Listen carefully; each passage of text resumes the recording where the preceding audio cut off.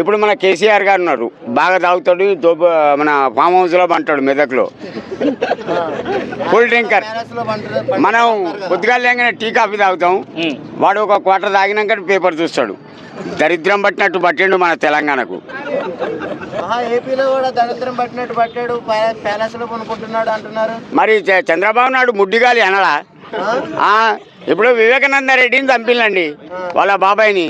చంపినోని పేరు సీను, ఇప్పుడు జైలు ఉన్నాడు. వాడిని కావాలంటే జగన్ గారు లేపుతారు, కానీ చంపరు, వాడిని అట్నే బతికిస్తారు. ఎందుకంటే దేనికైనా ఒక రీజన్ ఉంటుందండి. ఇప్పుడు వైఎస్ఆర్ గారు ఉన్నారు, 2 పథకాలు పెట్టిండు హైలైట్. ఒకటి ఆరోగ్యశ్రీ, నెక్స్ట్ 108. దానివల్ల ఎంతో వేల మంది బతికిల్లండి. నా భార్య కూడా బతికింది.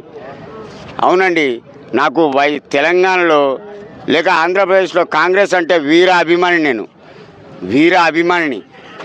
మీ అందరి అభిమానానికి ఒక దండం.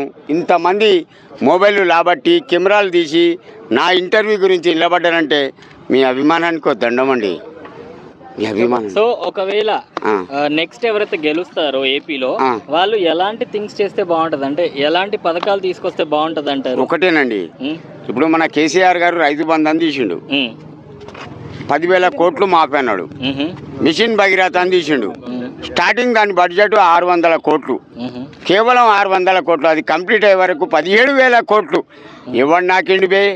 ఇంకొక మాట, కవితమ్మ ఢిల్లీలో 4 నెలల కింద స్కామ్, మందు స్కామ్ 2,500 నాకింది.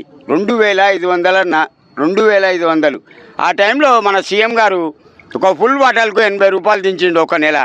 ఆ తర్వాత నార్మల్ చేసిండు. ఒకటి బాగినండి బాబాయ్, మన తెలంగాణను పక్క తాగుబోతాలను తయారు చేస్తాడు.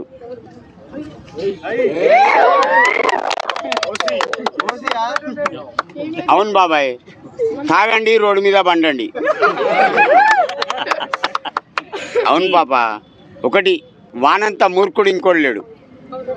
టీఆర్ఎస్ అంటే ముగ్గురే, కవిత, కేటీఆర్, కేసీఆర్. కల్వకుంట్ల చంద్రశేఖర్, ఓకే నేను ఒప్పుకుంటా. కల్వకుంట్ల ఇంటి పేరు చంద్రశేఖర్, నీ పేరు. మరి కల్వకుంట్ల కవిత ఏంది బే?